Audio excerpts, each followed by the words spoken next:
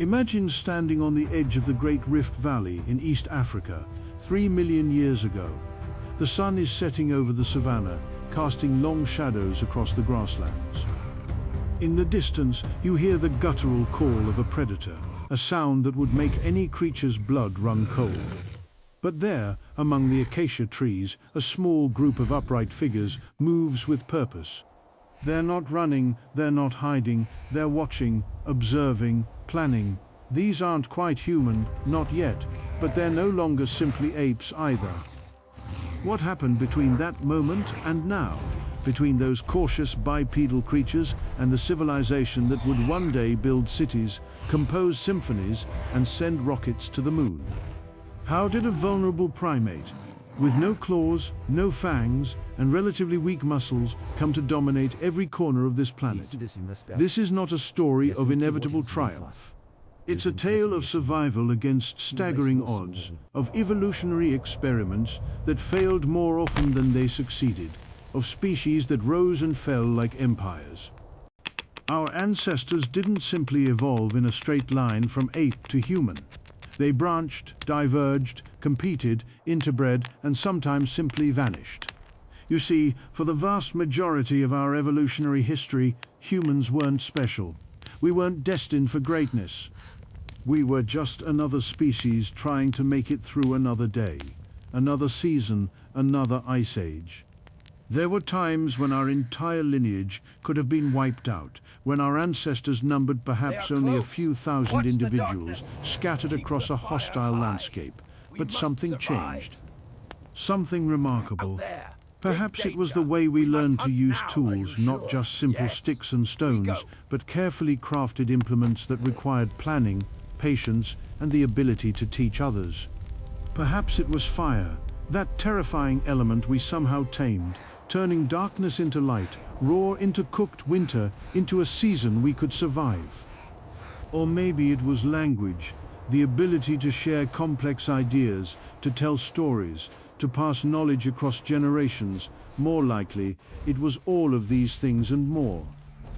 A perfect storm of circumstances, adaptations, and pure chance that turned a struggling primate into something unprecedented in Earth's 4 billion-year history. In this journey, we'll walk alongside our ancient relatives.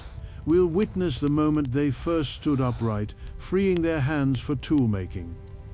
We'll watch as their brains expanded beyond anything the world had seen. We'll see them spread out of Africa in waves, encountering new environments, new challenges, and sometimes new types of humans. Because here's something many don't realize. For most of human history, we weren't alone.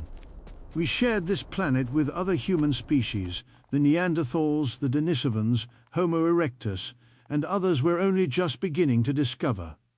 What happened when these different peoples met? How did we become the last human standing? The story of our origins is written in bones and stones, in DNA and ancient footprints preserved in volcanic ash. And it's far stranger, far more wonderful than we ever imagined. Picture, if you will, the East African landscape 7 million years ago. The world looks nothing like the Africa we know today. Where the Sahara Desert now stretches endlessly, there were once forests and woodlands, teeming with life. The climate is changing though, slowly, imperceptibly to any single generation, but relentlessly nonetheless. The Earth's continual dance of tectonic forces is reshaping the continent, creating the Great Rift Valley, a massive geological scar that will one day be called the cradle of humankind. And in these shifting forests, something extraordinary is beginning to happen. High in the canopy of what is now Chad, there lived an ape, not so different from a chimpanzee, really. It had the same forward-facing eyes for judging distances between branches, the same grasping hands and feet for climbing, the same social instincts that made group living advantageous. This creature, which scientists would one day name Sahelanthropus chadensis, spent its days doing what apes do, foraging for fruit, grooming companions, avoiding predators, raising young. But something was different about Sahelanthropus. Something subtle, yet profound. The hole at the base of its skull, the foramen magnum, where the spinal cord connects to the brain, wasn't positioned toward the back as it is in apes that walk on all fours. It was underneath, centered. This is the signature of an upright walker, a creature that habitually stood on two legs. Now you might wonder what's so special about standing up. Chimpanzees can stand, gorillas can stand, many animals can rise on their hind legs when needed. But there's a world of difference between can stand and habitually stand. To make bipedalism your primary mode of movement requires a complete reorganization of the skeleton, the muscles, the entire body plan. It's not a casual choice, it's a commitment. And it came with serious costs. When our ancestors first began to spend more time upright, they became slower. A chimpanzee on all fours can outrun any human. They became more vulnerable. Standing tall makes you visible to predators. Their spines, no longer supported by four limbs, had to bear the entire weight of the upper body, leading to back problems that plague us even today. And perhaps most significantly, their pelvises had to change shape to support upright walking, which would eventually make childbirth agonizingly difficult for female hominins. So why do it? Why pay such a terrible price? The answer lies in those changing forests. As the climate dried and cooled, the dense canopy began to break up, replaced increasingly by woodland and patches of open savanna. For an ape adapted to life in the trees, this was a crisis. Food sources that were once reliably overhead now grew more scattered. The forest floor, once a dangerous place to be avoided, was becoming a necessary hunting ground. But here's where it gets interesting. Standing upright offered advantages that over millions of years began to outweigh the costs. First, efficiency. Studies have shown that bipedal walking, once you've adapted to it, uses significantly less energy than knuckle walking, especially over long distances. In an environment where food is scattered and you might need to travel miles between fruiting trees, energy efficiency becomes a matter of life and death. Second, visibility. Stand up and suddenly you can see over tall grass. You can spot predators from farther away. You can survey the landscape for food sources, water, or threats. In open woodland, height equals information, and information equals survival. Third, and this is crucial, it frees your hands. When a chimpanzee wants to carry something, it has limited options. It can hold an object in one hand while moving awkwardly on three limbs, or it can carry something in its mouth. But an upright walker can carry food over long distances, can carry offspring while moving, can hold tools, weapons, or precious resources while still moving efficiently through the environment. The hands are free to do something other than locomotion, free to manipulate, to create, to build. But let's not get ahead of ourselves. These early upright apes weren't humans. They weren't even close.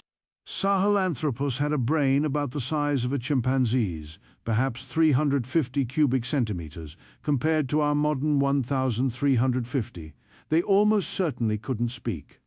They probably didn't use tools regularly, if at all. In most ways, they were still apes, tied to their evolutionary heritage. Yet they walked upright. And that simple fact changed everything. As we move forward in time, to about 4.4 million years ago, we encounter Ardipithecus ramidus, affectionately known as Ardi. Discovered in Ethiopia, Ardi gives us a remarkable window into this transitional period. She's not quite an ape, not quite what we'd recognize as human-like. She's something beautifully in between. Ardi still had an opposable big toe, like a chimpanzee, useful for grasping branches. But her pelvis shows clear adaptations for upright walking. She lived in woodland environments, probably spending time both in trees and on the ground. This makes sense, doesn't it? Evolution rarely makes sudden leaps. It tinkers, experiments, hedges its bets. Ardi's body reflects that strategy, keeping options open, adapting gradually to a changing world. Then, around 3.9 million years ago, a new form appears in the fossil record. This one is more committed to the terrestrial life, more fully adapted to bipedalism. This is Australopithecus, and it's here that our story truly begins to accelerate. The most famous Australopithecus is, of course, Lucy. Australopithecus afarensis, discovered in Ethiopia in 1974, about 3.2 million years old. Lucy was small, only about 3.5 feet tall, with a brain still comparable to a chimpanzee's, but her skeleton tells a clear story. Her pelvis is restructured for upright walking. Her legs are relatively long. Her foot has lost the grasping big toe and developed an arch, the arch that allows us to walk efficiently for miles without tiring. She walked as we do. Not perfectly. Her gait would have been slightly different, perhaps more shuffling, but fundamentally, recognizably bipedal. What's remarkable is how successful this body plan proved to be. Australopithecus species persisted for over 2 million years, from about 4 million to less than 2 million years ago. They spread across East and South Africa, adapting to various environments, diversifying into different species. Some became more robust, with powerful jaws for crushing hard, tough foods. Others remained more gracile, generalists who could adapt to changing food availability. But here's something worth pondering. For all those millions of years, Australopithecus didn't change all that much. Their brains didn't get significantly bigger. They didn't develop sophisticated tools. They found an ecological niche: upright walking, opportunistic feeding, social living, and they stuck with it. It worked. It worked for an incomprehensibly long time. By comparison, modern humans, Homo sapiens, have only existed for about 300,000 years. Agriculture, 10,000 years. Civilization, 5,000. We've been in our current form for a blink of an eye compared to the Australopithecines. Yet those early upright apes set the stage for everything that followed. By freeing their hands, they created the possibility for manipulation and tool use. By adapting to life on the ground, they learned to navigate open environments and travel long distances.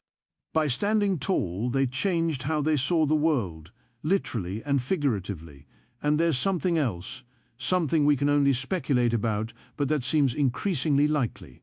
Upright walking may have changed their social structures. You see, when you're a chimpanzee or gorilla, moving on all fours, you're limited in what you can carry. Mothers carrying infants must wait until those infants can cling to their fur independently. Food sharing is minimal because carrying resources is difficult, but when you stand upright, suddenly you can carry infants who aren't yet able to cling effectively. You can bring food back to share with others. You can transport resources to a central location. This likely encouraged different patterns of social cooperation. Perhaps pair bonding between males and females became more common, with males helping to provision young. Perhaps food sharing became more regular, strengthening social bonds. Perhaps groups became more cohesive, with greater interdependence among members. We can't know for certain. Social behaviors don't fossilize, but the structure of the body influences the structure of society, and the upright body created new possibilities for how these early hominins could live together. Let's pause here and consider what life might have been like for an Australopithecus group, say, 3 million years ago in the Ethiopian highlands.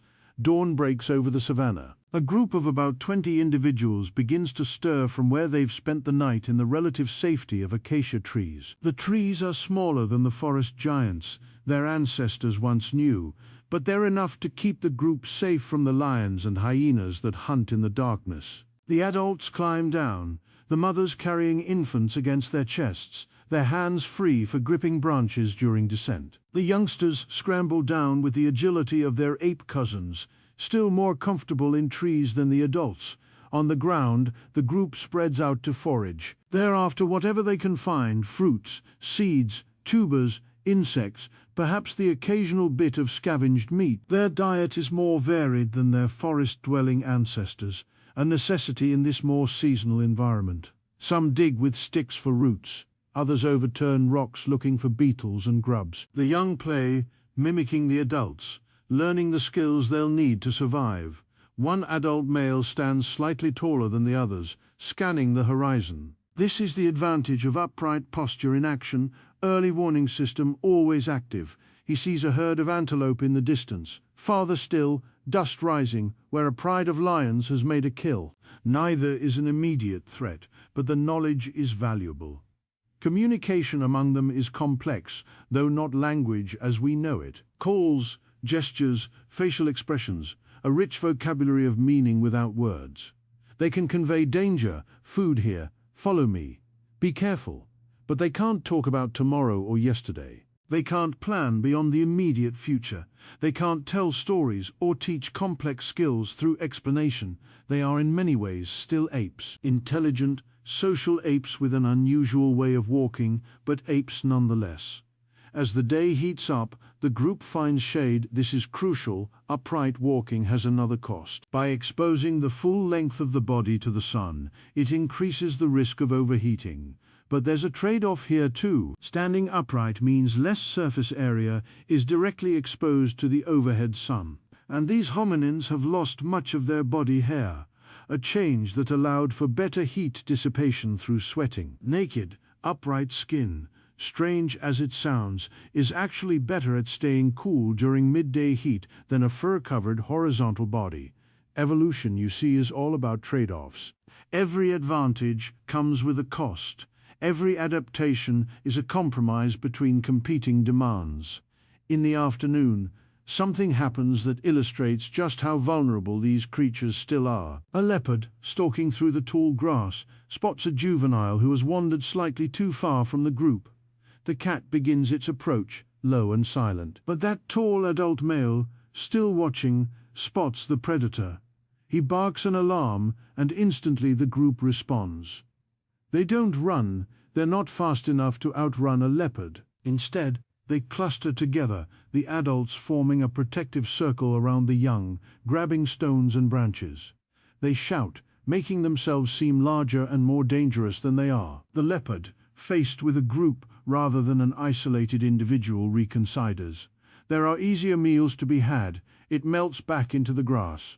This is survival at its most fundamental. Not through individual strength or speed, but through social cohesion, communication, cooperation, and just a touch of bluffing. Now, not all Australopithecus species looked the same or lived the same way. In South Africa, around 2.5 million years ago, we find Australopithecus robustus, sometimes classified as Paranthropus robustus.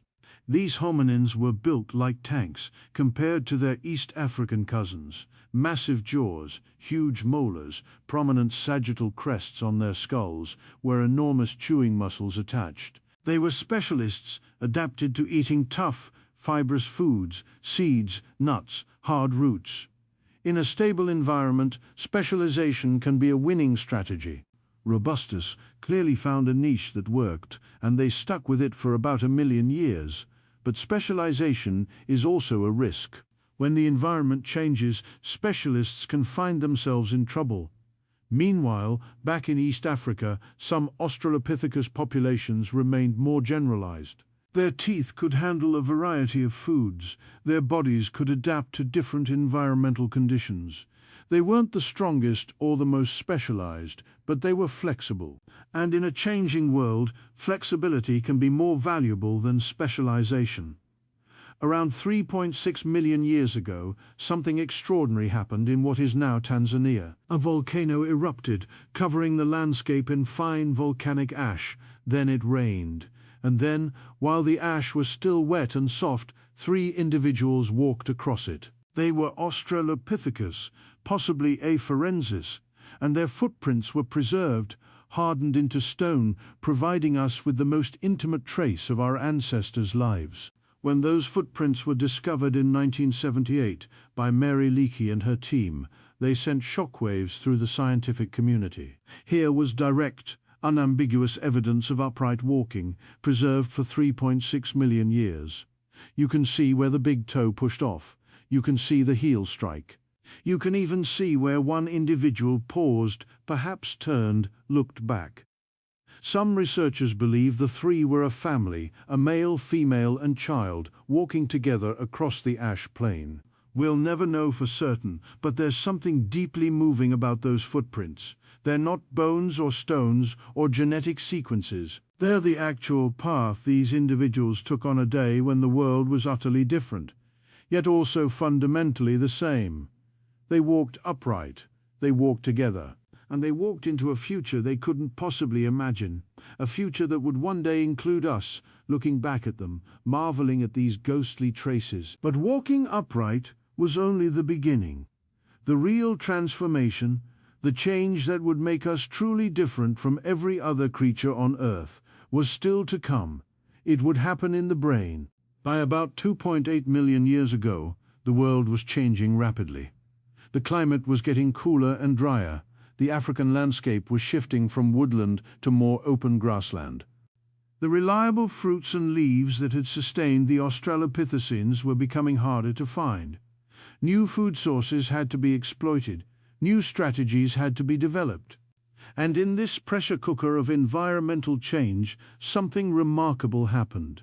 A new type of hominin appeared in the fossil record, one with a slightly larger brain, slightly smaller teeth, and crucially, a new relationship with tools. But before we get to that momentous shift, we need to understand something important about the Australopithecines. They almost certainly used tools. The evidence suggests that even modern chimpanzees use sticks to extract termites, stones to crack nuts, leaves as sponges to absorb water. It would be strange if Australopithecus, with their freed hands and upright posture, didn't use tools at all. The difference is that they didn't make sophisticated tools. They used what was available, a convenient stick, a suitable rock. They didn't shape tools with specific purposes in mind. They didn't carry tool-making kits with them. They were opportunistic tool users, not tool makers. That distinction might seem small, but it represents a profound cognitive difference. When you pick up a rock to crack a nut, you're responding to an immediate need with an immediate solution. The rock is there. The nut is there. Problem and solution exist in the same moment. But when you make a tool, when you take a stone and deliberately strike flakes off it to create a sharp edge, you're doing something much more complex. You're imagining a future need. You're transforming one object into a different object based on a mental template. You're planning ahead. Around 3.3 million years ago, at a site called Lomekwi in Kenya, we find the earliest known stone tools. These aren't sophisticated. They're basically rocks that have been struck against other rocks to create sharp edges. Crude, but functional. And notably, they appear before the genus Homo. This means Australopithecines, or something like them, were making tools. But these early tools are rare, isolated finds. It's not until around 2.6 million years ago, with what's called the Oldowan tool industry, that we see consistent, widespread tool manufacture. And this coincides with the appearance of the first members of our own genus, Homo. The earliest Homo species, Homo habilis, the handyman, had a brain about 50% larger than Australopithecus. Still small by our standards, around 600 cubic centimeters, but a significant increase. Their teeth were smaller, suggesting a dietary shift. Their hands were more dexterous, better suited for precise manipulation. They made tools, not occasionally, but regularly, deliberately. These Oldowan tools, simple flakes struck from larger cores, don't look like much. To modern eyes, they might seem like nothing more than broken rocks. But they represent a revolution in cognition. Because when you make a tool, you're externalizing a mental concept. You're imposing your will on the physical world in a new way. You're creating something that doesn't exist in nature, based on an idea in your mind about what should exist. This is a different kind of intelligence. And what did they do with these tools? Primarily, it seems, they processed carcasses. Cut marks on fossil bones from this period show that someone was using sharp stones to slice meat from bones, to break bones open to access the nutritious marrow inside. Now, were they hunters or scavengers? The debate continues, but the evidence suggests primarily scavenging, at least at first. Picture the scenario. A pride of lions makes a kill. They gorge themselves and then rest in the shade. While they're satiated and lazy, A group of early Homo approaches cautiously. They can't drive the lions off, they're not strong enough for that. But if they're quick and clever, they can dart in, use their sharp stone tools to quickly cut away chunks of meat and skin, smash open the long bones for marrow, and retreat before the lions decide. They're annoying enough to chase. It's risky, but the payoff is enormous. Meat and marrow are incredibly calorie-dense compared to fruits and tubers. They're rich in fats and proteins that fuel brain growth and body maintenance. There's a hypothesis, controversial but intriguing, that this shift to higher quality foods, particularly meat, enabled brain expansion. Large brains are metabolically expensive. Your brain is about 2% of your body weight, but uses about 20% of your energy. To support a bigger brain, you need better fuel. Meat provides that fuel. This creates a feedback loop. Tool use allows access to meat. Meat provides energy for bigger brains allow for better tools and hunting strategies, which provide access to more meat. And so on. Whether this is exactly how it happened, we can't be certain, but the correlation is striking. By around 1.9 million years ago, a new species appears, Homo erectus. And this, friends, is where things get really interesting. Homo erectus had a brain size that ranged from about 850 to 1,100 cubic centimeters, substantially larger than Homo habilis, approaching the lower range of modern humans. They were tall too, some individuals reaching nearly 6 feet. Their body proportions were modern, with long legs adapted for efficient walking and running across open terrain. They made better tools, more sophisticated, more standardized. The Acheulean hand axes they produced are beautiful objects, teardrop-shaped, symmetrical, clearly made according to a mental template. These weren't just functional, they show an aesthetic sense, a desire for a tool to not just work, but to look right. And they spread, oh how they spread. Homo erectus was the first hominin to leave Africa in substantial numbers. By 1.8 million years ago, they were in Georgia in the Caucasus. By 1.6 million years ago, they'd reached Java in Southeast Asia. Eventually, they spread across much of Asia and even into parts of Europe. This is extraordinary. Remember, the Australopithecines lived in Africa for millions of years and never left. They were adapted to their environment, successful in their niche, but geographically limited. Homo erectus, in contrast, was a pioneer, an explorer, a species that looked at new horizons and thought, let's see what's over there. What enabled this wanderlust? Several factors likely. Their efficient upright walking allowed them to cover long distances. Their tool use meant they could process a wide variety of foods. Their larger brains gave them greater behavioral flexibility, the ability to adapt to new environments, solve new problems. And there's another factor, perhaps the most important: fire. Evidence for controlled use of fire by Homo erectus goes back to about 1.5 million years ago, possibly earlier. Fire is transformative. It provides warmth, allowing expansion into colder climates. It provides protection from predators. Very few animals will approach a fire.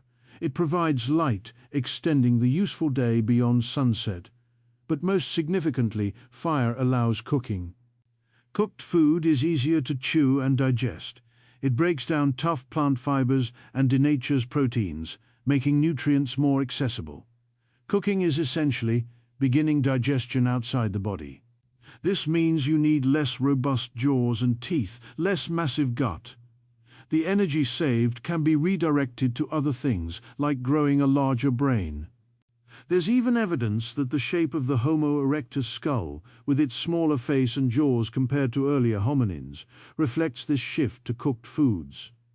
Imagine, for a moment, a Homo erectus group gathered around a fire as darkness falls on the African savanna, about 1 million years ago. The flames flicker and dance, casting warm light on faces that would look remarkably human to us. They're cooking meat, perhaps tubers dug up earlier. Children play nearby, safe in the fire's protection. Adults work on tools, prepare foods, groom each other. This scene would have been impossible for their ancestors just a few million years earlier. Fire represents control over nature in a way no other animal had achieved. It's not just using what's available in the environment, it's harnessing a force, maintaining it, keeping it alive. And around that fire, communication is happening. We don't know if Homo erectus had language as we understand it, but they almost certainly had something more sophisticated than earlier hominins. They needed to teach tool-making, coordinate hunting or scavenging, plan movements across landscapes, maintain social bonds in larger groups. The brain was getting bigger. The toolkit was getting more sophisticated, the range was expanding across continents. And something else was happening too, something we can see in the archaeological record: culture. When we look at Acheulean hand axes from different regions and time periods, we see what's called stasis. The tools look remarkably similar across hundreds of thousands of years and thousands of miles. This suggests tradition, teaching, cultural transmission.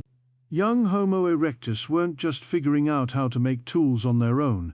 They were being taught by their elders, learning the right way to make a hand axe.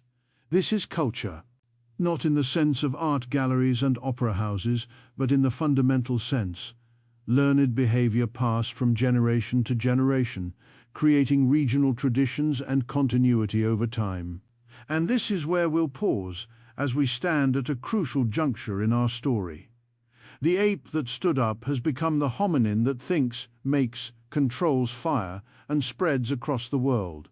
The foundation has been laid for what comes next, an even more dramatic transformation in brain size, capability, and ultimately what it means to be human.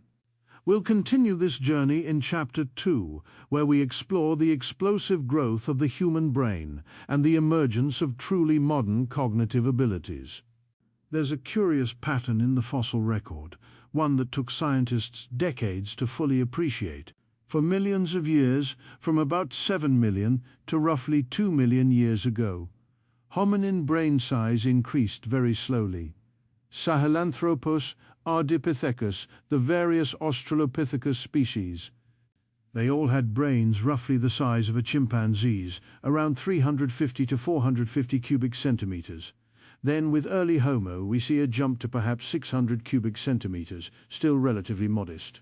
But then, something extraordinary happens. Between 2 million and 200,000 years ago, the hominin brain nearly triples in size, expanding from around 600 cubic centimeters to an average of 1,350 cubic centimeters in modern humans. Some Neanderthals even had brains slightly larger than ours, reaching 1,600 cubic centimeters or more. This is unprecedented in the history of life on Earth. No other organ in any lineage has expanded so rapidly, so dramatically. The human brain, proportional to body size, is absolutely enormous, far larger than we would predict for an ape of our stature. Why? What happened during those critical 2 million years that drove such explosive brain growth? The answer, as with most things in evolution, is complicated. There's no single cause, no simple explanation.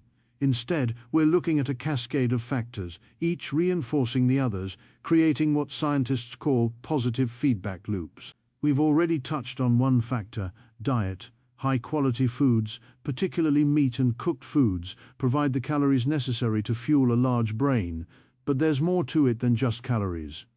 Consider the social dimension.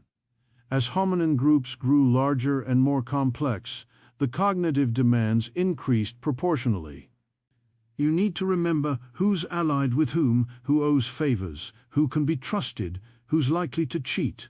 Anthropologist Robin Dunbar has famously proposed that there's a relationship between primate brain size and social group size. The larger the typical group, the larger the brain needed to manage all. Those relationships. For humans, Dunbar's number is about 150, the number of stable social relationships we can maintain. This requires significant cognitive horsepower. You're essentially running complex simulations in your head. If I help John, he'll remember it. But Sarah saw me refuse to help Mark yesterday, so she might think I'm unreliable. Unless she knows that Mark cheated me last week, in which case, this is sometimes called Machiavellian intelligence, the ability to navigate complex social dynamics, form alliances, detect cheaters, and generally succeed in the intensely political world of human social life. And it requires a big brain. But social intelligence alone doesn't fully explain the explosion in brain size. There's another factor, perhaps even more significant: culture. You see, humans have what's called cumulative culture. This means that innovations build on previous innovations, creating a ratchet effect. One generation invents something useful, the next generation learns it and improves upon it. The following generation adds further refinements, and so on. Over time, you accumulate vast bodies of knowledge and increasingly sophisticated technologies. Most animals don't have this. A crow might use a stick to extract insects, and its offspring might learn this technique, but that's generally where it stops. There's no improvement over generations, no gradual refinement of technique. Each generation starts from roughly the same place. Humans are different. We can learn everything the previous generation knew and then add to it. But here's the key: to participate in cumulative culture, you need significant cognitive abilities. You need memory to store all that information. You need learning abilities to absorb techniques that might take years to master. You need teaching abilities to pass knowledge to the next generation. You need innovation to add improvements. This creates another feedback loop. Cultural complexity drives brain expansion, and larger brains enable more cultural complexity. Now, let's trace this process through the archaeological record, watching as our ancestors' minds grow more sophisticated, more capable, more human. We left off with Homo erectus, spreading across the old world, making Acheulean hand axes, using fire. For a long time, a very long time, things stayed relatively stable. Homo erectus persisted, largely unchanged, for nearly 2 million years. Yes, their brains grew somewhat over this period, and their tools showed some regional variations, but fundamentally, life for Homo erectus in Africa 1.5 million years ago wasn't drastically different from life for their descendants 500,000 years ago. This might seem disappointing. Where's the rapid innovation we associate with humanity? Where's the creativity, the inventiveness? But remember, by the standards of evolution, Homo erectus was already remarkably innovative. They had fire, sophisticated tools, and the cognitive flexibility to colonize entirely new environments. The fact that these innovations then stabilized for such a long time doesn't diminish their significance. It actually demonstrates how successful these strategies were. However, around 600,000 to 400,000 years ago, we begin to see changes. Brain sizes are increasing. New tool technologies are emerging. The archaeological record becomes richer, more varied, more complex. In Africa, Europe, and Western Asia, a new type of human appears, Homo heidelbergensis. Named after a jawbone found near Heidelberg, Germany, these hominins had brains averaging around 1,200 cubic centimeters, approaching modern human size. They were robust, heavily built, with prominent brow ridges and large faces, but beneath those archaic features was a brain rapidly approaching modern capacity. Heidelbergensis made more sophisticated tools than erectus. They almost certainly used fire regularly. There's evidence they constructed shelters, hunted large game cooperatively, and possibly even engaged in symbolic behavior, though this remains controversial. And here's where the story gets interesting and complicated. Because around 400,000 years ago, the human lineage begins to diverge into different populations, adapting to different environments, developing distinct characteristics. In Europe and Western Asia, some Heidelbergensis populations began evolving into what we now call Neanderthals. In Africa, others were on the path toward modern humans. In Eastern Asia, Homo erectus populations persisted, and possibly other human species existed that we're only beginning to discover, like the mysterious Denisovans.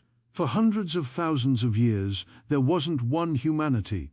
there were multiple humanities evolving in parallel, facing different challenges, developing different solutions. Let's focus first on what was happening in Africa, because this is where our direct ancestors, Homo sapiens, were emerging. By 300,000 years ago, we find fossils in Morocco that are recognizably modern in many ways. The skulls from Jebel Irhoud have a globular brain case, reduced brow ridges, and faces that, while still somewhat robust, are moving toward modern proportions.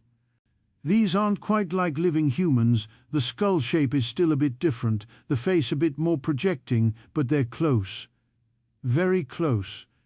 These early sapiens had brains comparable in size to ours, around 1,300 to 1,400 cubic centimeters.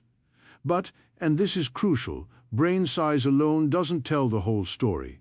It's not just about how big the brain is, it's about how it's organized, which regions are expanded, how the neurons are connected. The human brain isn't just a scaled-up chimpanzee brain. Certain regions have expanded disproportionately. The prefrontal cortex, involved in planning, decision-making, and social cognition, is particularly enlarged. The temporal lobes, crucial for language and memory, have expanded.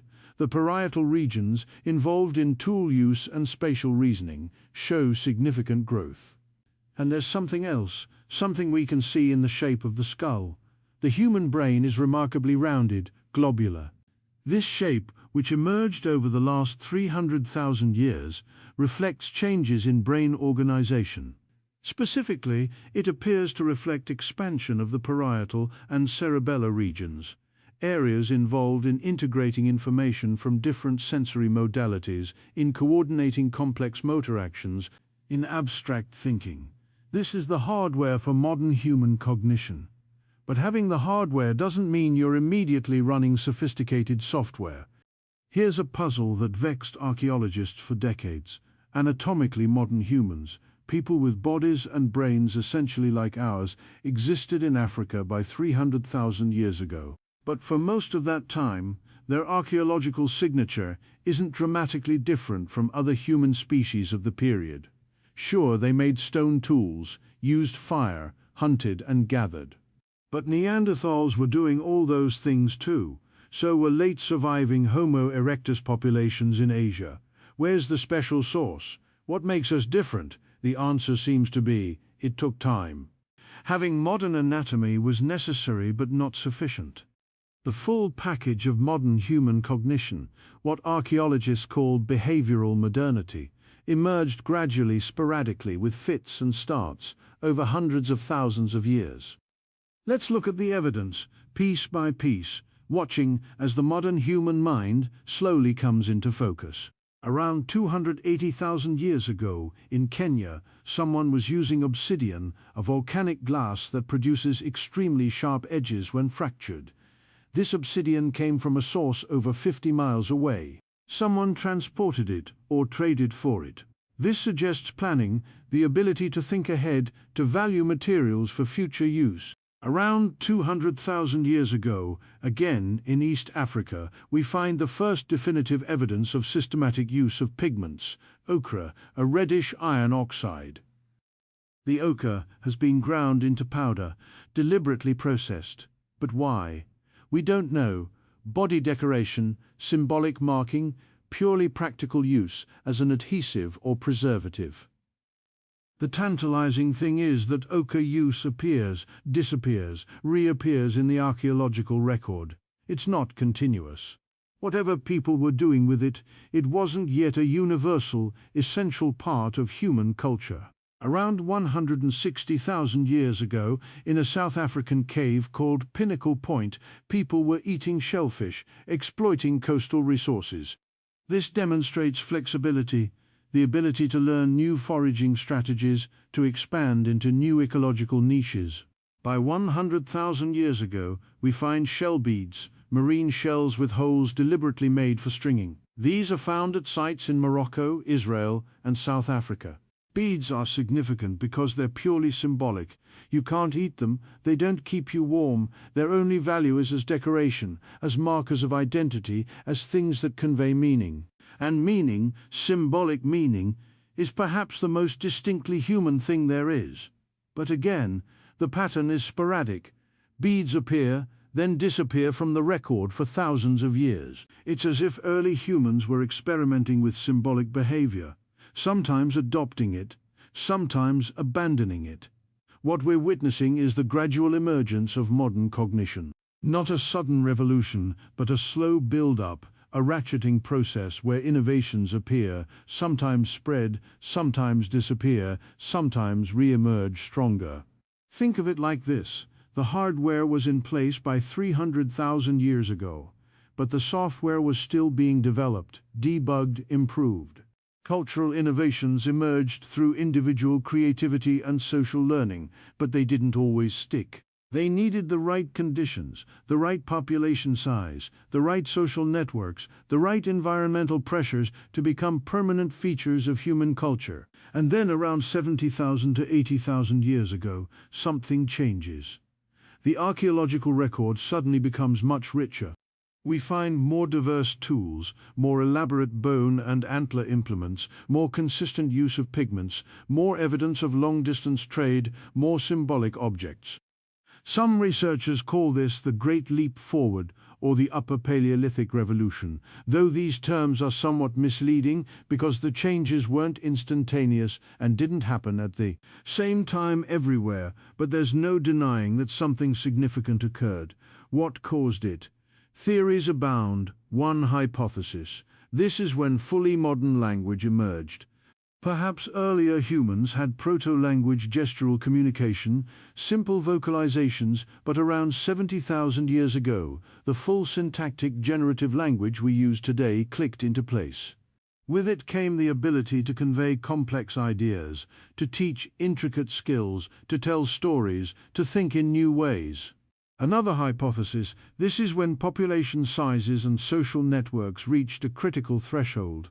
Cumulative culture requires sufficient people to generate and maintain innovations. If your population is too small, innovations get lost.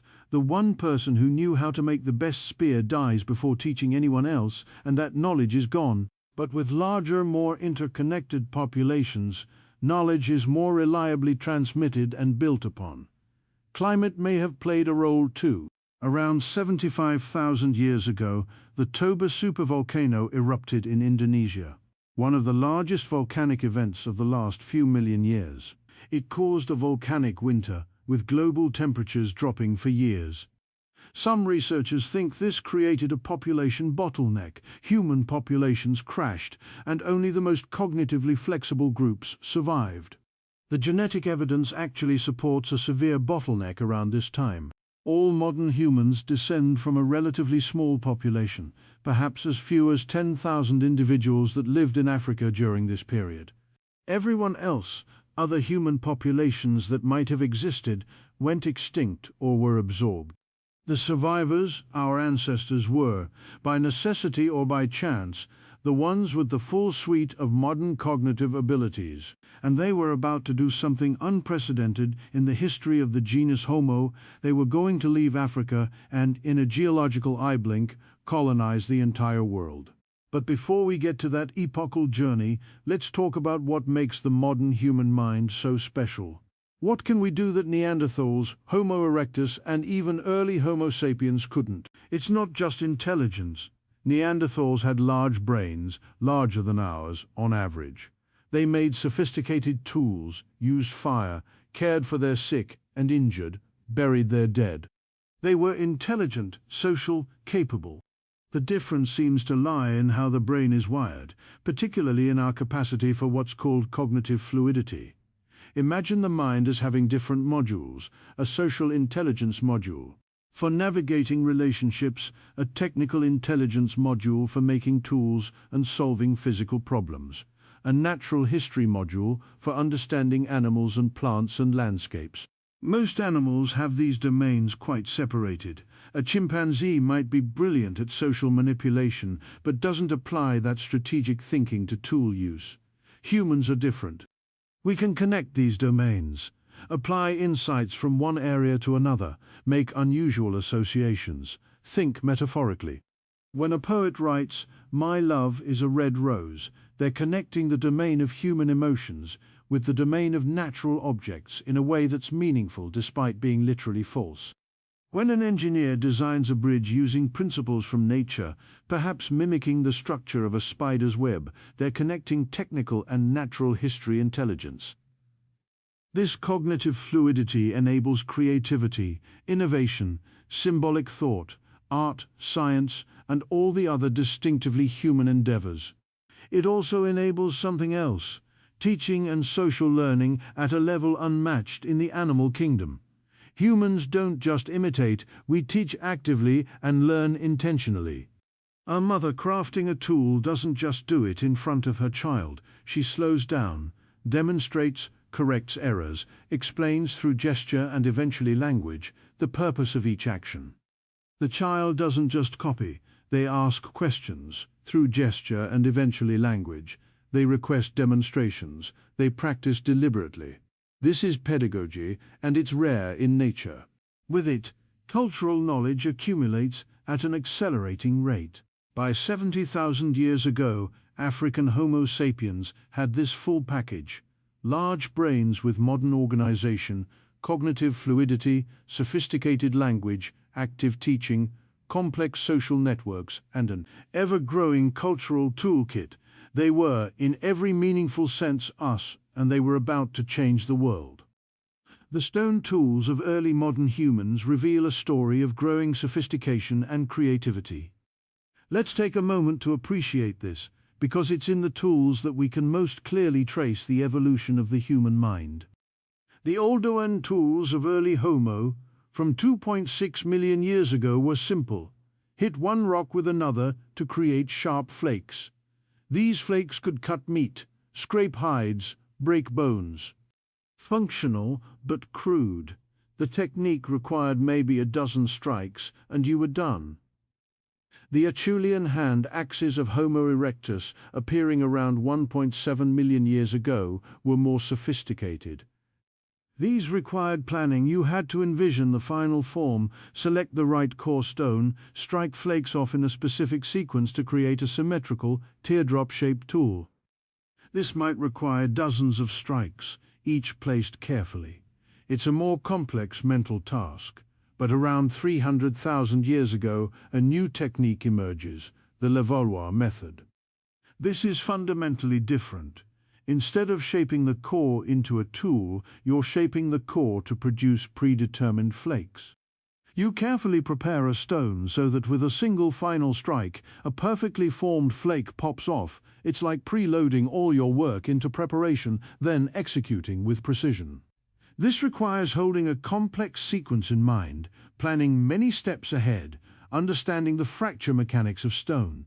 It's been compared to playing chess. You need to think several moves ahead. Neanderthals used Levallois technique. So did early modern humans. Both species had reached a high level of technical intelligence. But then, in Africa, around 70,000 years ago, and later in Europe, around 45,000 years ago, we see something new: blade technology.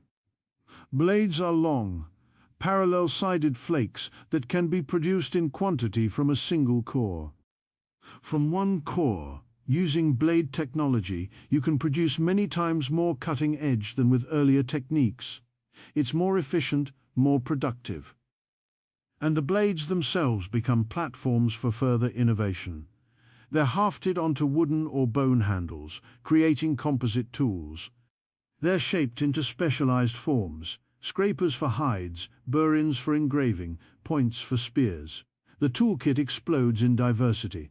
Instead of a handful of tool types, we now see dozens. Specialization emerges, and with it comes regional variation. Different cultures develop different tool styles, different traditions. This is more than just technology. It's culture in the fullest sense. Alongside stone tools, we see increasing use of other materials. Bone, antler, ivory and shell are worked into needles, awls, harpoons and ornaments. Each material has different properties, requires different techniques. Mastering this diversity requires substantial learning and practice. Around 40,000 years ago in Europe, and possibly earlier in Africa, we find the first musical instruments, bone flutes with carefully drilled holes positioned to create specific notes. Someone had to understand that hole placement affected pitch, had to experiment to get it right, had to value music enough to invest that effort. Music serves no obvious survival function. You can't eat it. It doesn't keep you warm, but it's profoundly human. It brings people together, creates shared emotional experiences, reinforces social bonds, and then there's art. The cave paintings of Europe, Chauvet, Lascaux, Altamira, are justly famous. Created between 40,000 and 15,000 years ago, they depict animals with stunning realism and beauty. Horses running, bison charging, lions hunting. The artists understood proportion, perspective, shading, movement. They mixed pigments, used the contours of the cave walls to create three-dimensional effects, worked by flickering firelight in deep underground chambers. But why?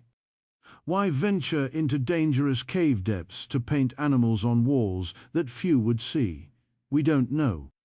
We can speculate: ritual purposes, hunting magic, teaching tools, spiritual experiences, pure artistic expression, but we can't know. The meaning is lost to time. What we do know is that this represents a fully symbolic mind. The paintings aren't just representations. They're meaningful, significant, worth tremendous effort to create. And Europe isn't unique. In Indonesia, we find cave paintings at least 44,000 years old. In Australia, rock art may date back 60,000 years or more. Wherever modern humans went, they brought art with them. This suggests that symbolic thinking, artistic expression, wasn't a local invention that spread. It was something inherent to the modern human mind, something we carried within us, ready to emerge when conditions were right. But art is just one aspect of symbolic behavior. We also find evidence of burial practices, not just disposing of the dead, but deliberate burial, sometimes with grave goods, tools, ornaments, ochre. This suggests belief in something beyond death, though we must be careful not to overinterpret. Burial might be purely practical, removing dead bodies from living spaces. The grave goods might simply be personal items, not offerings for an afterlife. But at the very least, burial indicates emotional attachment, ritual behavior, and some conception that death is a significant transition worthy of formal marking. Interestingly, Neanderthals also buried their dead, at least occasionally. This is one of many similarities between Neanderthals and modern humans that became apparent as research progressed. For a long time, Neanderthals were portrayed as brutish, primitive, inferior to modern humans. But the evidence now suggests they were sophisticated, intelligent, and in many ways remarkably similar to us. They had large brains, often larger than ours. They made complex tools using Levallois technique. They used fire extensively. They hunted large game cooperatively. They cared for injured and elderly individuals. We have skeletons of Neanderthals who survived serious injuries that would have required care from others during recovery. There's evidence they used pigments, made ornaments, perhaps even created simple art, though this is debated. They may have had some form of language, though probably not as complex as ours. So why did we survive and they didn't? If Neanderthals were so capable, why are they extinct while we're still here? This is one of the great questions in human evolution, and we'll explore it more deeply in the next chapter. But part of the answer seems to lie in subtle cognitive differences. Not in raw intelligence, but in how that intelligence was applied. Modern humans seem to have had greater cognitive fluidity, better social learning, larger social networks, more cumulative culture. Our tools were more diverse, our trading networks more extensive, our innovations more frequent. It's the difference between being smart and being collectively smart. Individually, a Neanderthal might have been just as intelligent as a human, but humans were better at pooling intelligence, sharing knowledge, building on previous innovations. Over time, a long time, tens of thousands of years, this gave us an edge. Not a huge edge, not an insurmountable advantage, but enough. There's another factor worth considering: population size. Modern humans in Africa had access to larger territories, larger populations. This meant more minds working on problems, more opportunities for innovation, more robust transmission of culture. Neanderthals, confined to Ice Age Europe and Western Asia, may have lived in smaller, more isolated groups. Innovations might have been lost more easily. Cultural knowledge might have been more fragile. But we're getting ahead of ourselves. Before the two species met, before that fateful encounter between modern humans and Neanderthals, our ancestors had to get out of Africa. By 70,000 years ago, they were poised to do exactly that. The hardware was perfected: large modern brains in efficient, upright bodies. The software was loaded: language, symbolic thinking, sophisticated tools, cumulative culture. The population had survived a bottleneck and was growing again. The stage was set for humanity's greatest journey, out of our African homeland and into every corner of the globe. But it wouldn't be easy. Outside Africa waited ice sheets, deserts, mountain ranges, and strange environments nothing had prepared them for. It would require every ounce of ingenuity, flexibility, and determination the human mind could muster. And crucially, they wouldn't be alone. Other humans, Neanderthals, Denisovans, perhaps others, were already out there, already adapted to these environments, already making their own way in the world. When modern humans met these other humanities, what would happen? Would they cooperate or compete, fight or mate, live alongside each other or replace one another? The answers would shape the world we live in today. Because here's the thing: we are the descendants of those brave pioneers who left Africa. Every person alive today, whether their ancestors lived in Europe, Asia, Australia, or the Americas, carries in their DNA the signature of that great exodus. We are all Africans ultimately. All descended from that small population that survived the volcanic winter, developed the full modern human mind, and set out to explore the unknown. The brain that got us there, that allowed us to adapt to frozen tundras and tropical rainforests, to cross oceans and scale mountains, to invent agriculture and build cities, that brain was forged over millions of years of evolution. From the ape that stood up, to the hominin that walked upright across the savannah, to Homo erectus with fire and tools, to modern humans with language and art and science, it's all one long, unlikely, magnificent story. And the next chapter, that's where it gets truly global. Imagine the view from the shores of the Red Sea, perhaps 70,000 years ago. A small group of humans stands at the water's edge, looking across the strait toward the Arabian Peninsula. The sea level is lower than today. We're in an ice age, and much of the world's water is locked up in massive glaciers covering the northern continents. What is normally a wide, forbidding stretch of water has narrowed. Islands dot the strait. The far shore is visible. Someone among the group, perhaps an elder who remembers stories passed down, or perhaps an adventurous young person driven by curiosity, suggests crossing. Not today, perhaps, but someday. This isn't the first time humans have left Africa. Homo erectus did it nearly 2 million years ago. But those earlier migrations were slow, gradual expansions following familiar African game and vegetation types northward. What's about to happen now is different. This will be faster, more deliberate, and it will take humans into environments radically unlike anything their African experience prepared them for. The genetic evidence tells us that all non-African people today descend from a relatively small group, perhaps just a few thousand individuals who left Africa in one or more waves beginning around 70,000 to 60,000 years ago. These weren't the only humans to leave Africa. There had been earlier attempts, earlier migrations, but those lineages died out or were absorbed. The genes we carry outside Africa all trace back to this particular exodus. Why did they leave? We don't know for certain, but we can imagine scenarios. Perhaps population growth in East Africa created pressure to expand into new territories. Perhaps climate shifts made certain regions more habitable or less habitable, pushing people to move.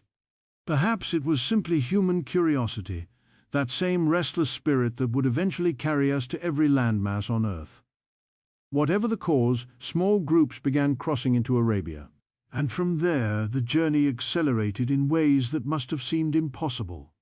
By 60,000 years ago, humans had reached Australia, requiring sophisticated boat building and navigation across open ocean. By 45,000 years ago, they had penetrated deep into Europe. By 40,000 years ago, they had reached the frigid northern reaches of Siberia. By 15,000 years ago, they had crossed into the Americas. By 3,000 years ago, they had settled nearly every habitable island in the Pacific. In evolutionary terms, this is instantaneous. A single species, originating in tropical Africa, spread across deserts, grasslands, temperate forests, frozen tundras, tropical jungles, and ocean islands. Every climate zone, every major ecosystem. Except the Antarctic ice sheet, no other large mammal has achieved anything remotely comparable. And the reason we could do it comes down to that remarkable organ we discussed in the previous chapter, the human brain. Let's follow this journey, tracing the pathways our ancestors took, watching as they adapted to radically new environments through culture rather than biological evolution.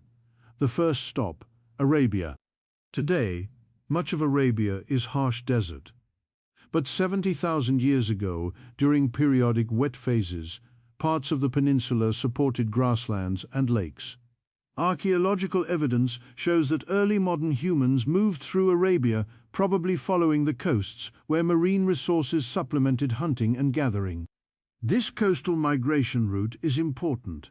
The coast provides a relatively predictable food supply: shellfish, fish, seabirds, marine mammals. For people adapting to a new environment, the coast is a lifeline, a highway connecting different regions. From Arabia, two main routes opened up. One led northwest into the Levant, modern-day Israel, Jordan, Lebanon, Syria, and from there into Europe. The other led east along the coast of the Indian Ocean through South Asia and eventually to Southeast Asia and Australia. The eastern route was taken first, it seems. By 50,000 years ago, humans had reached Southeast Asia, and here they faced a choice: continue along the coast or venture inland into the vast Asian continent. They did both. Some groups pushed on, eventually reaching Australia around 50,000 to 60,000 years ago. This required crossing at least 90 kilometers of open ocean, even during low sea levels. They must have had boats, probably simple rafts or canoes, but seaworthy enough for ocean crossings. This means planning, resource gathering, construction skills, and navigational knowledge. The cognitive demands are substantial. Once in Australia, humans encountered an entirely new world. Marsupial megafauna, giant wombats, enormous kangaroos, carnivorous lions. Plants unlike anything in Africa, a different seasonal rhythm, different water sources, different everything, and they adapted. Within a few thousand years, humans had spread across the entire Australian continent, from tropical north to temperate south, from coast to desert interior. They developed new tool types, new hunting strategies, new knowledge of local plants and animals. This is the power of cultural adaptation. Biological evolution would take thousands of generations to produce genetic changes suited to a new environment. Cultural evolution can happen in a single generation. Learn the new skills, pass them on, survive. Meanwhile, back in Asia, other groups were pushing inland. Some moved north into Central Asia. Others followed river valleys into China. Still others adapted to the highland plateaus of Tibet. Each environment presented unique challenges. The Tibetan Plateau, for instance, sits at over 4,000 meters elevation, where oxygen is scarce. Today, Tibetan populations have genetic adaptations for high altitude. Their bodies are more efficient at using oxygen. But the first humans to colonize Tibet didn't have these adaptations. They had to survive on cultural knowledge alone, knowing which valleys provided shelter, which plants were edible, how to hunt the local game. It couldn't have been easy. Many attempts probably failed. Groups perished in harsh winters, or couldn't find adequate food, or simply got lost in unfamiliar terrain. But some succeeded, and their knowledge accumulated, improved, spread. Now, let's turn our attention west, to Europe.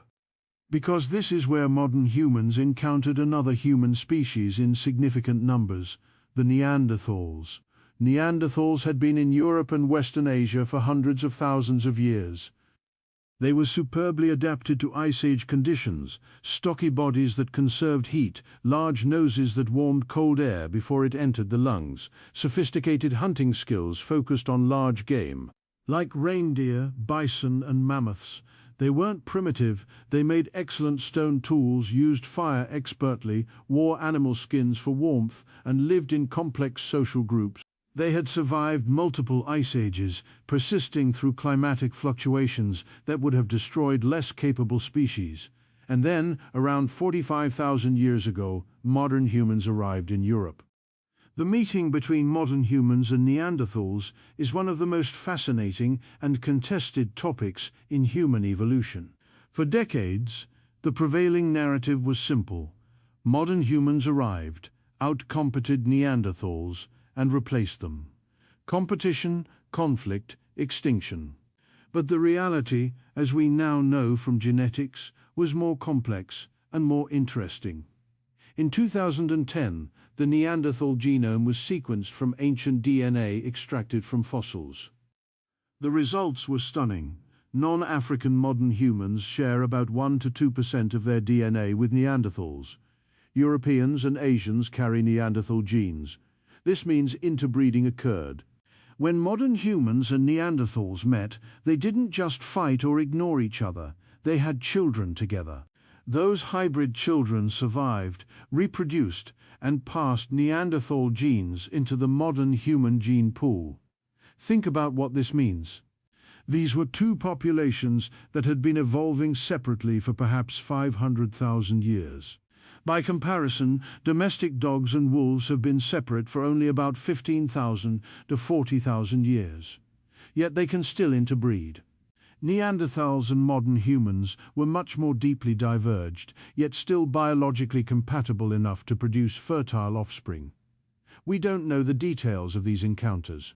Were they peaceful exchanges, cultural meetings where groups traded and socialized, or were they violent, with interbreeding occurring through force? Probably both, at different times and places. What we do know is that the interbreeding was limited and probably occurred early in the contact period. The genetic patterns suggest that the main mixing happened around 50,000 to 60,000 years ago, probably in the Middle East, as modern humans were first leaving Africa and encountering Neanderthal populations.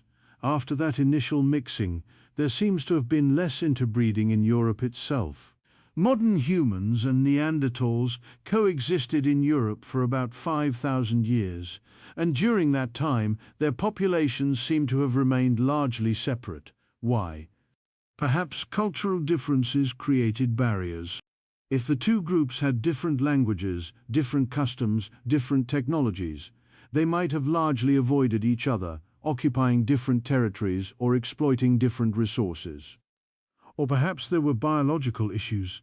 Some Neanderthal genes appear to have reduced fertility in human Neanderthal hybrids, especially male hybrids. Natural selection may have gradually removed these genes from the human population, which would explain why we carry so little Neanderthal DNA today. Interestingly, the Neanderthal genes we do retain are not random. Some have been positively selected. They provided advantages and were kept.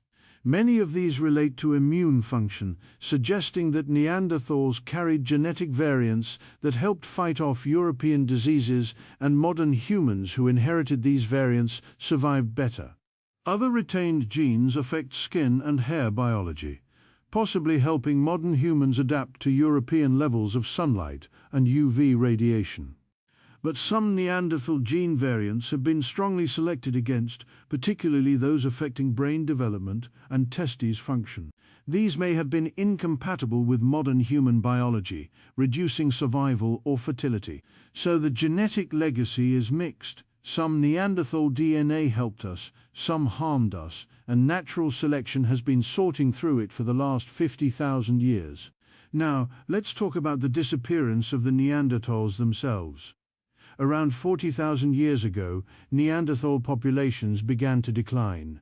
By 35,000 years ago, they were restricted to a few refugia isolated pockets in southern Europe.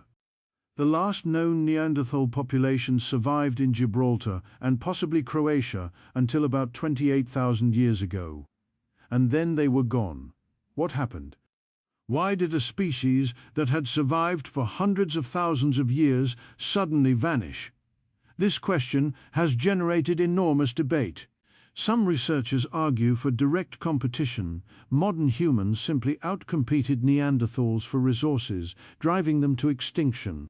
Others suggest climate change was the primary cause, with modern humans just happening to survive when Neanderthals didn't. Still others propose disease or violence or a combination of factors. The truth is probably complex, varying by region and circumstance. But let's consider some possibilities. First, population size. Neanderthal populations were always relatively small. Estimates suggest perhaps 10,000 to 100,000 individuals at any given time, spread across Europe and Western Asia. Modern human populations entering Europe may have been larger, and they had a vast reservoir of additional population back in Africa and Asia. In competition between populations, all else being equal, the larger population has an advantage. More people means more innovations, more robust transmission of culture, more ability to weather local disasters. Second, cultural differences. Modern humans seem to have had more diverse toolkits, more long-distance trade networks, possibly more sophisticated language. These advantages might not matter in stable conditions, but in a changing environment. And the climate was changing dramatically during this period. Flexibility is crucial. Third, demographic stress. The period between 40,000 and 30,000 years ago was climatically unstable, with rapid fluctuations between warmer and colder conditions. This would have stressed all populations. But small populations are more vulnerable to demographic stochasticity, random fluctuations in birth and death rates that can by chance send a small group into terminal decline. Imagine a Neanderthal group of 30 individuals. A harsh winter kills 5. A disease outbreak claims another 3 by chance. Most of the deaths are women of childbearing age. Suddenly the group can't sustain itself. Population crashes. With a larger modern human population nearby, such local crashes can be buffered by immigration. But if Neanderthals and modern humans remained largely separate, Neanderthal groups couldn't be replenished this way. Over time, local extinctions would add up, gradually eroding the Neanderthal population until only isolated groups remained, and eventually none at all. Was there violence? Probably. Both species were human, and humans can be violent, especially when competing for resources. But there's no evidence for systematic warfare or genocide. The disappearance was gradual, not sudden. It's also worth noting that Neanderthals didn't entirely disappear. They live on in our genes, those 1 to 2% fragments scattered through the genomes of non-African people. Every time a modern European or Asian fights off an infection using an immune gene inherited from Neanderthals, in a sense, the Neanderthals survive. But as a distinct people, with their own culture, their own way of life, they're gone. And we're left wondering what was lost, what knowledge, what traditions, what perspectives on the world died with them. The story doesn't end with Neanderthals, though. In 2010, another remarkable discovery emerged from genetic analysis of a finger bone found in Denisova Cave in Siberia. This bone, perhaps 50,000 years old, belonged to neither a Neanderthal nor a modern human, but to a previously unknown human species, the Denisovans. We have very few Denisovan fossils, just a few teeth and bone fragments. We don't even know exactly what they looked like. But their genome has been sequenced, and it tells a fascinating story. Denisovans were widespread across Asia. They interbred with modern humans, and today people in Melanesia and Australia carry up to 5% Denisovan DNA, more than most people carry Neanderthal DNA. Some Denisovan genes, particularly those affecting adaptation to high altitude, have been passed to modern Tibetan populations and are still beneficial today. This means that as modern humans spread across Asia, they encountered and interbred with Denisovans, just as they had with Neanderthals in the West. And just as with Neanderthals, some Denisovan genes proved useful and were retained. There may have been other human species out there too, populations we haven't yet discovered or have only glimpsed in fragmentary fossils. Homo floresiensis, the hobbit of Indonesia, survived until about 50,000 years ago. Homo luzonensis lived in the Philippines until at least 50,000 years ago. The world our ancestors entered as they left Africa wasn't empty. It was full of humans, different kinds of humans, adapted to different environments, with different cultures and capabilities. And modern humans met them, sometimes fought them, sometimes mated with them, and ultimately replaced them. By 30,000 years ago, Homo sapiens was the only human species left. We had absorbed fragments of Neanderthal and Denisovan DNA, but the distinct populations were gone. We were alone. Why did we survive when they didn't? The honest answer is, we don't entirely know. We were probably more numerous, more culturally flexible, perhaps slightly better at innovation and social learning, but these are differences of degree, not kind.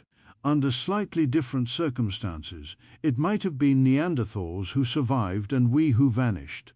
There's a certain melancholy in this. The world once had multiple human species, each with their own perspective, their own approach to being human. Now there's only one. We are the survivors, yes.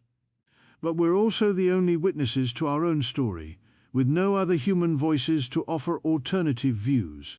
But let's not dwell on what was lost. Let's turn to what was gained, the explosive expansion of Homo sapiens across the globe, the colonization of environments no hominin had ever reached, the cultural innovations that made this possible. By 40,000 years ago, modern humans had reached Siberia. This is extraordinary. Siberia in the Ice Age was brutally cold, with winter temperatures dropping to -40 degrees Celsius or lower. No primate had ever lived in such conditions. Our tropical African heritage should have made this impossible, yet they did it. How? Technology. Sophisticated clothing, made from carefully tailored animal skins, sewn together with bone needles using thread made from sinew. Insulated boots, fur-lined hoods. Fire, maintained constantly through the dark winter months. Sturdy shelters, often built partially underground for insulation, with carefully designed ventilation to allow fires without suffocating the inhabitants, and knowledge. Knowing which animals provided the warmest furs. Understanding seasonal patterns of game migration. Recognizing which plants could be stored for winter consumption. Reading weather signs to predict storms. All this required cumulative cultural knowledge, built up over generations, essential for survival. The people who reached Siberia weren't just tough, they were intelligent, creative, and deeply knowledgeable about their environment. And some of them kept going. By 30,000 years ago, groups were living in the far northeastern reaches of Siberia, at the edge of the inhabitable world. Before them lay the Bering Land Bridge, a broad expanse of land connecting Asia to North America, exposed during the Ice Age when sea levels dropped. Exactly when humans first crossed into the Americas remains debated. The traditional view held that the crossing occurred around 15,000 years ago, when glacial ice sheets began to retreat, opening an ice-free corridor through Canada into the interior of North America. But recent evidence suggests earlier arrivals. Sites in Chile and New Mexico may date to 20,000 years ago or more. If confirmed, this would mean humans reached the Americas during the peak of the last ice age, when the coastal route was more accessible than the interior. Regardless of timing, the colonization of the Americas was swift. Within a few thousand years of the first arrivals, humans had spread from Alaska to Tierra del Fuego, from Pacific coast to Atlantic, exploiting every environment in between: Arctic tundra, temperate forests, grasslands, deserts, rainforests, high mountains. Each environment required adaptation. The people of the Arctic developed sophisticated technology for hunting seals and whales. Interior groups became specialized bison hunters. In the Amazon, people learned to cultivate manioc and other crops, to navigate the vast river systems, to recognize thousands of useful plants. And everywhere they went, they encountered animals that had never seen humans before. Giant ground sloths, saber-toothed cats, mammoths and mastodons, giant beavers the size of bears, short-faced bears that stood 12 feet tall.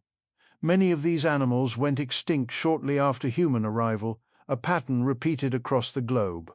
In Australia, the megafauna vanished by 40,000 years ago. In the Americas, most large mammals disappeared between 15,000 and 10,000 years ago. In Madagascar, elephant birds and giant lemurs survived until humans arrived around 2,000 years ago, then vanished within centuries. Was human hunting the cause? Probably, at least in part. These animals had no evolved fear of humans. They were naive, approachable, and humans were efficient hunters with sophisticated weapons and cooperative strategies. Climate change played a role too, especially in northern regions where glacial retreat dramatically altered habitats. But the correlation between human arrival and megafaunal extinction is striking. We were, it seems, a force of nature, a new predator unlike anything the world had seen, capable of extinguishing species that had existed for millions of years. This is sobering. It reminds us that our impact on the planet isn't new. We've been shaping and changing ecosystems for tens of thousands of years. The difference now is the scale and speed of impact, but the capacity to alter our environment is deeply rooted in human history. The final frontier was the Pacific Islands. Here again, sophisticated maritime technology was essential. The settlement of the Pacific wasn't a single event, but a long process stretching over thousands of years. The western Pacific Islands, New Guinea, the Solomon Islands, parts of Melanesia, were reached over 40,000 years ago during the initial expansion through Southeast Asia. But the remote islands of Polynesia required different technology. Large oceangoing canoes capable of carrying families, supplies, and domesticated animals across thousands of kilometers of open ocean. The Polynesians who achieved this were master navigators. They read the stars, the ocean swells, the patterns of migrating birds, the taste of the water, the color of the clouds. They could navigate to islands beyond the horizon, find their way back, and lead others to new lands. Between 1,500 and 700 years ago, Polynesians settled Hawaii, Easter Island, and New Zealand. Voyages of extraordinary audacity, reaching islands separated by vast empty ocean. By the time Europeans began exploring the Pacific in the 16th century, virtually every habitable island had already been found and settled by Polynesian navigators. With the settlement of the Pacific, the great human diaspora was essentially complete. In less than 70,000 years, a geological instant, humans had spread from Africa to every continent except Antarctica, from the Arctic to the subantarctic islands, from sea level to high mountains, from deserts to rainforests. This is unprecedented. No other large mammal has anything like our geographic range. And we achieved it not through biological evolution. We're still fundamentally tropical African apes, genetically, but through cultural evolution. Technology, knowledge, social cooperation, language, cumulative culture. The brain that made this possible was the same brain that had evolved in Africa. the brain we've been tracing through this entire journey. The 3-pound organ sitting in the skull, with its 86 billion neurons, its intricate connectivity, its capacity for learning, planning, imagining, creating. But here's the remarkable thing, that brain hasn't changed much in the last 100,000 years. A child from the Paleolithic, raised in the modern world, would be indistinguishable from any other child. They could learn any language, master any technology, excel in any field.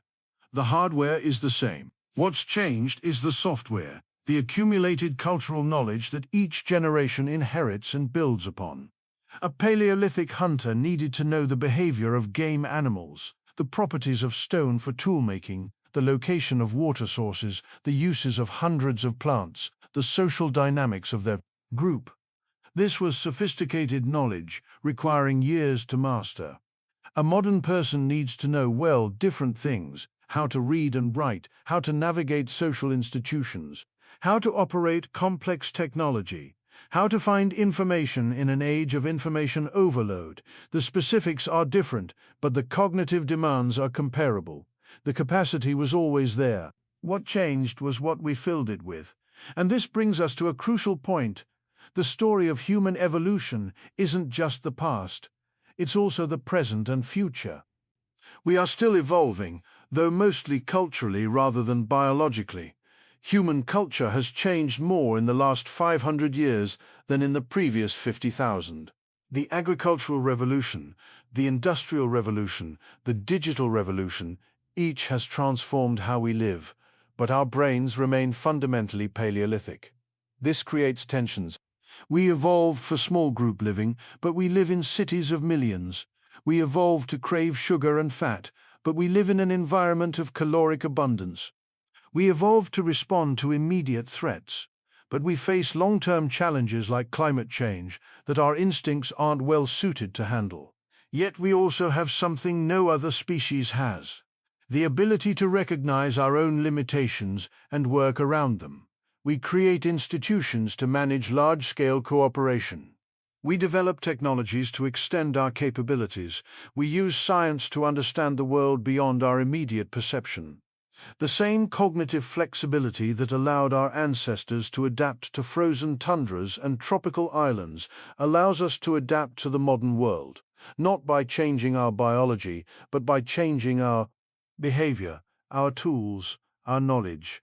And perhaps most importantly, we can choose what to do with this inherited capacity. We can reflect on our history, learn from it, and make conscious decisions about our future. We know, for instance, that we drove numerous species extinct during our global expansion. Knowing this, we can choose to protect endangered species today. We know that human groups have often competed violently for resources. Knowing this, we can build institutions and norms that reduce conflict. We know that our actions have long-term environmental consequences. Knowing this, we can try to minimize harm. This is the ultimate gift of the big brain, not just the ability to adapt, but the ability to reflect, to judge, to choose. The journey from that early upright ape in East Africa to modern humans scattered across the globe is a story of adaptation, innovation, cooperation, and sometimes tragedy. It's a story of species that arose and fell, of populations that succeeded and failed, of countless individuals whose names we'll never know, but whose genetic legacy we carry. We are the inheritors of millions of years of evolutionary history. Every cell in our body, every instinct in our brain connects us to that deep past. But we're also more than just our evolutionary heritage. We're cultural beings capable of learning, creating, and transmitting knowledge across generations. The brain that allowed our ancestors to survive in the African savanna, to spread across the world, to outlast every other human species, that brain now contemplates its own origins, questions its own nature, and ponders its own future. That, perhaps, is the most remarkable thing of all. We are the universe becoming conscious of itself, the product of evolution trying to understand the process that created it. And this understanding isn't just academic. It shapes how we see ourselves, our place in nature, our relationship to other species, our responsibility to the future. We are not separate from nature, we are nature. We are apes who learned to walk upright, who grew bigger brains, who developed language and culture and technology, who spread across the world and reshaped it in our image. We are continuous with all life on Earth, related to every organism through descent from common ancestors, yet we are also unique. No other species has language like ours, culture like ours, technology like ours. No other species has consciously explored the moon, sequenced their own genome, or attempted to understand the origin of the universe. This uniqueness comes with responsibility. We have more power to shape the world than any species before us. The question is, how will we use it? Our ancestors faced constant challenges: predators, climate change, scarcity, disease. They survived through ingenuity, cooperation, and perseverance. They passed on their knowledge, their genes, their culture, creating an unbroken chain connecting us to the very origin of our lineage. Now it's our turn. We face challenges they couldn't have imagined. Climate change on a global scale, nuclear weapons, artificial intelligence, pandemics in an interconnected world. But we also have advantages they lacked: scientific understanding, global communication, accumulated knowledge from thousands of generations. The story of human evolution is not over. It continues with us, with the choices we make, with the world we create for future generations. And perhaps, if we're wise and fortunate, if we use the gifts of that remarkable brain to build rather than destroy, to cooperate rather than compete, to think long-term rather than short-term, perhaps, the next chapter of the human story will be the most extraordinary yet. The ape that stood up became the human that reached for the stars. What happens next is up to us. So there you have it, the epic story of us, told through millions of years of evolution. From a small, uncertain creature standing upright in the East African woodlands to the beings who now contemplate the cosmos and question our own origins, the journey has been nothing short of extraordinary. It's a tale that spans geological epochs, continents, and climate shifts. It's written in bones scattered across ancient landscapes, in stone tools left behind by hands long turned to dust, in the very DNA that courses through our bodies. When we began this journey, we met Sahelanthropus, that early ape tentatively standing on two legs, probably still spending considerable time in trees, caught between two worlds. We watched as Australopithecus committed fully to bipedalism, freeing those hands that would one day paint cave walls and write poetry and build spacecraft. We witnessed the expansion of the brain, that remarkable rapid growth that gave us Homo habilis, Homo erectus, and eventually Homo sapiens. We saw how this growing brain enabled tool use, which enabled better nutrition, which enabled further brain growth, a beautiful evolutionary feedback loop that created the most complex object in the known universe, the human mind. We traced the journey out of Africa, that momentous exodus that would take modern humans to every corner of the globe in mere tens of thousands of years. We met the other humans, Neanderthals, Denisovans and others, and learned that for most of our history we weren't alone. We shared this planet with other intelligent, capable human species, and we carry fragments of their DNA as living reminders of those encounters. And we saw how cultural evolution allowed us to adapt to frozen tundras and tropical islands, to cross oceans and scale mountains, to survive in environments our biology never prepared us for all. Through the power of learning, teaching, and cumulative knowledge. But here's what I find most striking about this entire story. It didn't have to turn out this way.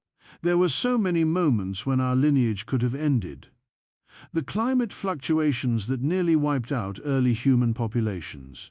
The volcanic winter that reduced our ancestors to perhaps just a few thousand individuals.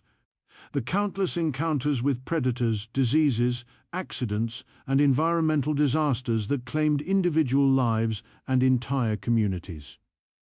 We're here not because we were destined for greatness, but because our ancestors were resourceful, cooperative, and incredibly lucky. They survived when others didn't. They adapted when others couldn't. They passed on their knowledge, their genes, their culture, creating an unbroken chain that connects us to the very dawn of our lineage. Think about that for a moment. You are the descendant of an unbroken line of survivors stretching back millions of years. Every single one of your ancestors, going back through Homo sapiens, Homo erectus, Australopithecus, all the way to those early primates in the trees and beyond, successfully survived to reproductive age and had offspring. Not one of them died before reproducing. That's an astonishing, improbable legacy, and it's not just a biological legacy, it's cultural.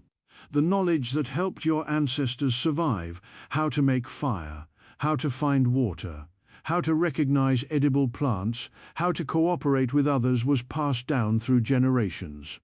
You are the beneficiary of millions of years of accumulated wisdom, even if most of it is now so deeply embedded in culture that we barely recognize it. The question is, what do we do with this inheritance?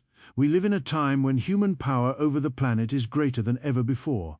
We can alter ecosystems, drive species to extinction, change the very chemistry of the atmosphere. Our Paleolithic ancestors shaped their immediate environment.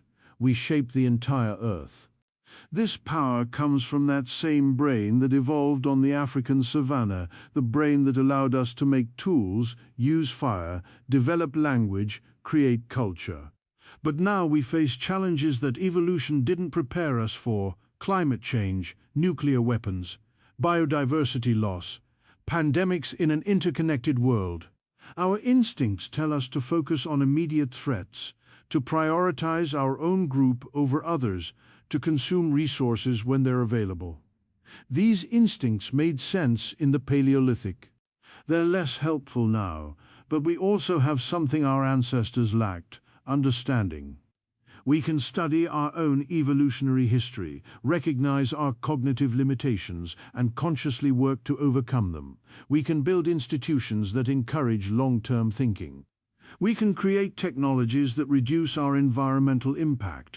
We can foster cooperation across the entire human family, recognizing that we are, ultimately, all descendants of the same small African population.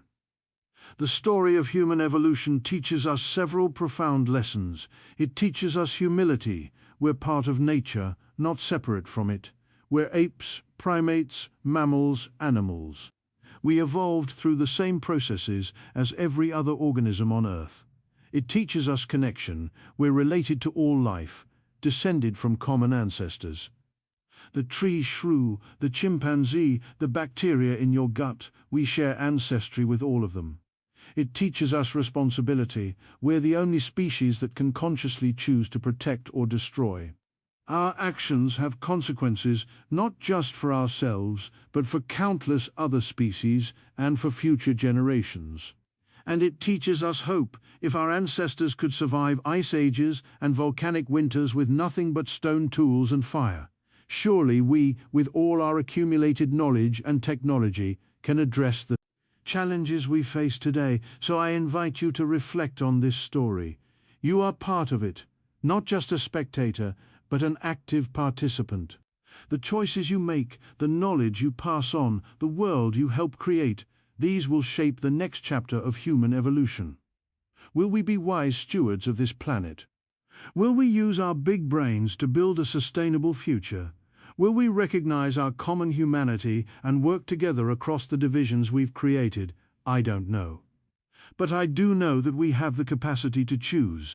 And that capacity, that remarkable ability to reflect on ourselves and make conscious decisions about our future, is perhaps the greatest gift of our evolutionary journey. The story of human evolution is your story, and it's not finished yet.